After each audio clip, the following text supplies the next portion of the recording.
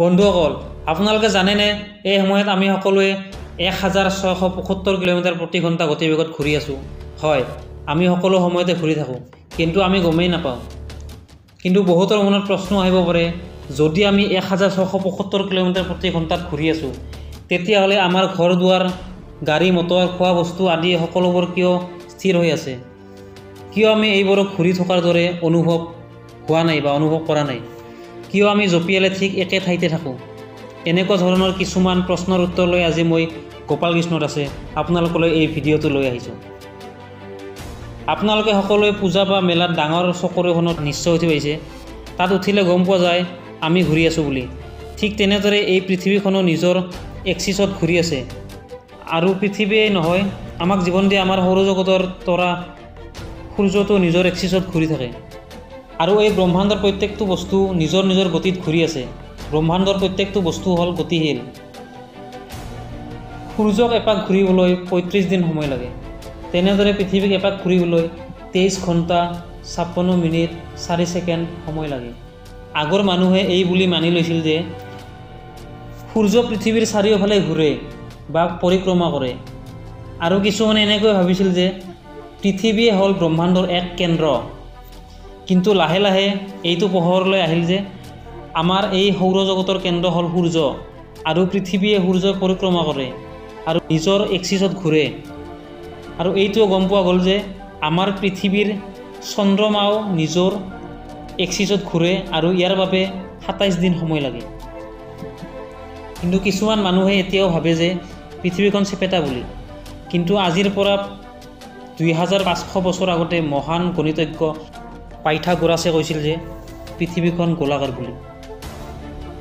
আমি এতিয়ালৈ গম পালোঁ যে পৃথিৱী নিজৰ এক্সিছত অক্ষত ঘূৰে, কিন্তু আমাৰ এইটো কিয় অনুভৱ নহয় যে পৃথিৱী সদায় 1675 কিলোমিটাৰ প্ৰতি ঘণ্টা গতিবেগত নিজৰ এক্সিছত ঘূৰি থাকে। আৰু এইখিনি গতি পৃথিৱীৰ সকলোতকৈ দ্ৰুতবেগী ৰেলগাড়ী জাপানীজ মেগলেভ ৰেলগাড়ীতকৈও 3 গুণ বেছি গতিবেগত ঘূৰে। এই ৰেলগাড়ীখনৰ ঘণ্টাত 603 কিলোমিটাৰ গতিবেগ স্পীড। এতিয়া আমি মানি ল'লোঁ যে পৃথিৱীখন প্ৰতি ঘণ্টাত 1675 কিলোমিটাৰ গতিত ঘূৰি আছে বা ঘূৰি থাকে। তেতিয়াহ'লে আমি যেতিয়া জঁপিয়াওঁ তেতিয়া আমি বেলেগ এঠাইত গৈ পাব লাগিছিল। কিন্তু যিখিনি ঠাইৰ পৰা জঁপিয়াইছিলোঁ ঠিক সেইখিনি ঠাইতে পুনৰ কিয় আহি পৰোঁ আমি? কিয় আমি অন্য ঠাইলৈ অলপ হ'লেও আগবাঢ়ি নাযাওঁ?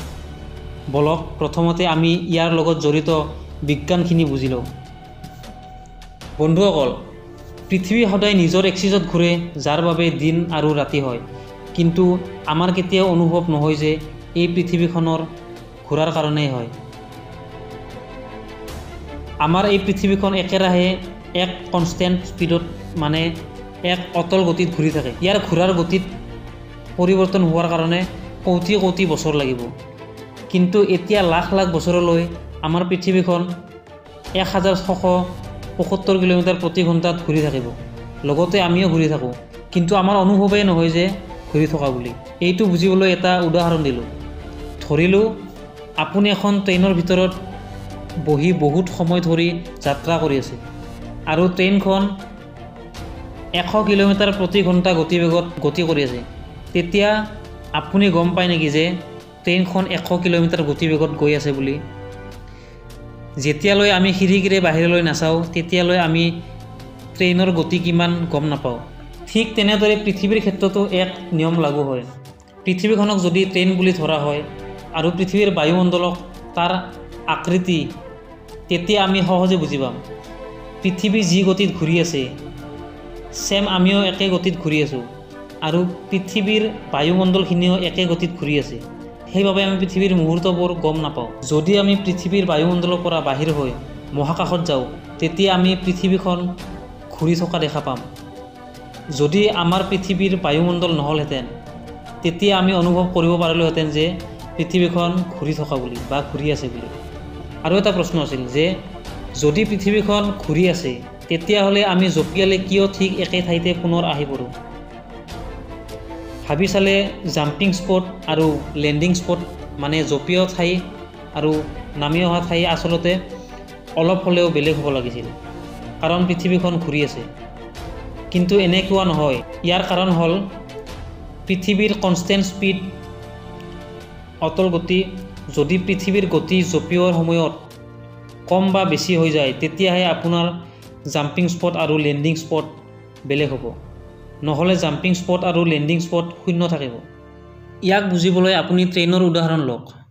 যেতিয়া ট্ৰেইনখন একে গতিত যাই আছে, তেতিয়া যদি আপুনি ট্ৰেইনৰ ভিতৰত জঁপিয়াই দিয়ে, তেতিয়া আপুনি তাতেই লেণ্ড কৰিব।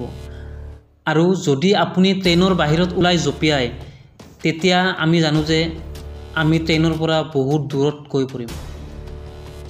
এইখিনিৰ পৰা আমি জানিব পাৰিলোঁ যে আমাৰ পৃথিৱীখন ইমান গতিবেগত ঘূৰাৰ পিছতো কিয় আমি ঘূৰি থকাটো অনুভৱ কৰিব নোৱাৰোঁ। বন্ধুসকল, যদি ভিডিঅ'টো চাই আপোনালোকৰ ভাল লাগিল, তেতিয়াহ'লে ভিডিঅ'টো এটা লাইক কৰক, আৰু যদি ভিডিঅ'টো বনোৱাত কিবা ভুল হৈছে মোক কমেণ্ট কৰি ভুলটো শুধৰাই দিয়ক।